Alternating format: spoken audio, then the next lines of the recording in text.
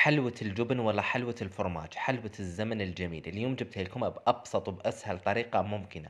حلوة نقدر نقدموها لقهوة الصباح ولا قهوة العصر، ولا حتى لضياف الغفلة، ولا حتى للمناسبات السعيدة. تجي من أسهل ومن أروع ما يكون. السلام عليكم ورحمة الله تعالى وبركاته. يومكم معطر بالصلاة على النبي المصطفى محمد عليه أفضل الصلاة وأزكى التسليم. بداية حبيت أرحب بكامل المشتركين والمشتركات الجدد اللي انضموا للقناة. نقول لكم القناة قناتكم، وأنا لهنا دائما نتمنى أن يكون عند حسن ظنكم. أما بالنسبة لكامل المشتركين والمشتركات القدم، نقول لكم انتم هم الأساس اللي بكم تبنت القناة، وأكيد إن شاء الله درجة درجة رانا رايحين نوصلوا للرياضة بإذن الله تعالى. أكيد انتم ما تنسوش تخلونا هذاك التعليق الإيجابي اللي يمدل على مدى وعيكم ثقافتكم ورقيكم. وما تنسوش تخلونا الجام حتى يوصل الفيديو لأكبر عدد من الناس وتعم الفائدة. واكيد ما تنسوش تبارطاجيو القناه والفيديوهات ما بين احبابكم ما بين اصحابكم حتى تكبر لمتنا اكثر فاكثر. اللهم امين يا رب العالمين. اذا رانا رايحين نروحوا مباشره المقادير الوصفه تاعنا مع بعض. اذا عندي لهنا 125 غرام مارغرين طريه، عندي زوج قطع جبن، ربع كيس سكر ناعم، نص كيس مايزينا اللي هي نشا، ملعقة ملعقة أكل لافاني، وعندي لهنية ملعقة صغيرة نتاع خميرة كيميائية. إذا نحكم لهنية مباشرة. الغيسيبيون تاعي حطيت فيه 125 غرام مارغرين أطرية تكون بدرجة حرارة الغرفة، زوج قطع نتاع جبن، ربع كيس نتاع سكر ناعم،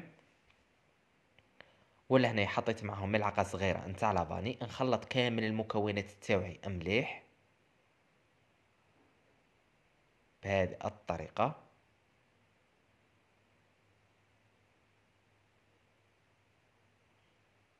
وبعد ذلك رانا راح نضيف عليهم نص كيس نتاع نشا اللي هي المايزينا، مع ملعقة صغيرة نتاع خميرة كيميائية.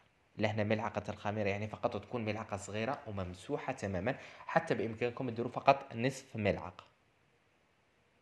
لهنا نخلط كامل المكونات تاعو مليح حتى تندمج لي هذيك المارغرين مع الجبن مع هذاك السكر الناعم ولافاني، ونتحصل على خليط يكون كريمي. كما راكم تشوفوا مكونات سهلة وبسيطة واقتصادية، حلوى بدون بيض خاصة بالنسبة للناس اللي يتحسوا من البيض. يعني هذه الحلوى راح تساعدهم بالبزاف. لهنا حطيت النص كيس تاعي نتاع النشا مع هذيك ملعقة صغيرة اللي قلت لكم تكون ممسوحة تماما تاع الخميرة الكيميائية. حتى بإمكانكم كما قلت لكم ديروا فقط نصف ملعقة صغيرة، يعني بلا ما ديروا ملعقة صغيرة. ولهنا نجمع الخليط نتاعي بالفارينة حتى نتحصل على عجينة تكون طرية.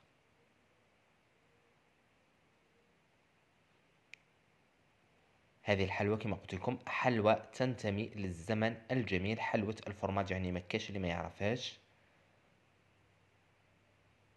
كانت مشهورة بالبزاف يعني أيام التسعينات والثمانينات، وكانت حاضرة دائما في المناسبات السعيدة والأعياد. لهنا نحاول أنني نلمد العجينة تاعي ونشكلها على شكل بودة اللي تكون ما فيهاش كامل الهواء من الداخل. البودة تاعي نحاول أنني نخدمها مليح. وشوفوا العجينة تاعي يعني تجي عجينة سلسة، التعامل معها يكون سهل وبسيط. نشكلها بهذه الطريقة حربوش، وبعد ذلك نبدأ نقطع فيها مقروطات كيما نقطعوا في العادة المقروط. لهنا نحط مقروطة وبعد ذلك نبدأ نقيس عليها. نبدأ نمشي في ذيك الحبة وأنا نقيس، وكي تمشي يدكم تبدأ عينكم هي ميزانكم. نشكلهم كامل بنفس الطريقة، وبعد ذلك رانا راح نحطهم في الصينية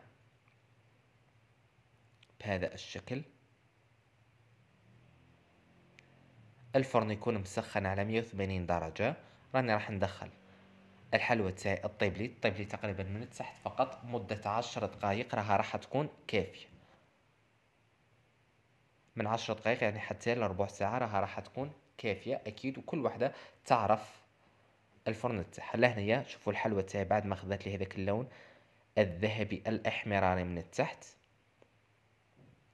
لهنا عندي علبة نتاع قفريط، كما بإمكانكم ديروا نواة كوكو ولا تقدروا ديروا كاوكاو محمص ومرحي. معناها هنا التزيين يبقى اختياري، يعني هذه الحلوى من بكري معروفة بالقفريط، لذلك خليت لها التزيين تاعها كيما في العادة. نفتت القفريط نتاعي وبعد ذلك نمسح الوجه تاع الحلوى تاعي بالمربى. المعجون تاعكم اذا كان ثقيل خفوه فقط بشويه نتاع مزهر، به بامكانكم تمسحوا الحبه تاعكم. اللي هنا نمسحها كامل من الفوق بالبنسو، وبعد ذلك نرمدها في هذاك القفريط، نحطها في الكيسات الورقيه، وتكون الحلوى تاعنا جاهزه امامكم مباشره في صحن التقديم. حلوى تتحضر في نصف ساعه. كما قلت لكم هذه الحلوى توالم بزاف قهوة الصباح ولا قهوة العصر ولا حتى ضياف الغفلة. راني دائما نحاول أنني نجيب لكم وصفات اقتصادية اللي تكون في متناول الجميع واللي تتحضر في وقفة. إذا بهذه الطريقة حتى نكمل نزين كامل الحلوى تاعي. حتى بإمكانكم اللي ما يحبوش الناس هذوما الأمور، كي تخرجوا الحلوى تاعكم تغبروها فقط من الفوق بشوية نتاع سكر ناعم وتقدموها. لهنا انا نعطيكم الوصفة وانتوما اتفنوا وابدعوا فيها كيما حبيتوا.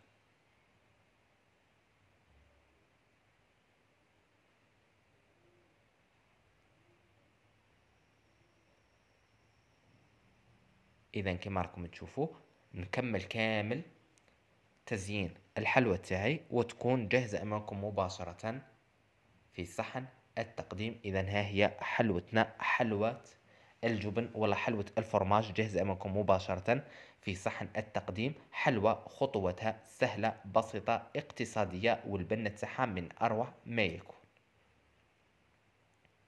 شوفوا الحلوى تاعنا يعني مدى هشاشتها، يعني راني نحاول انني نقسم فيها غير بالعقل،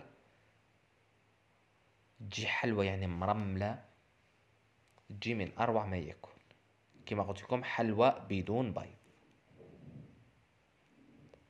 بهذه الطريقة. نتمنى أن وصلت إلى نهار اليوم تكون نالت إعجابكم. تجربوها في بيوتكم. مسك الختام. تحية الإسلام، وتحية الإسلام السلام. سلام الله عليكم.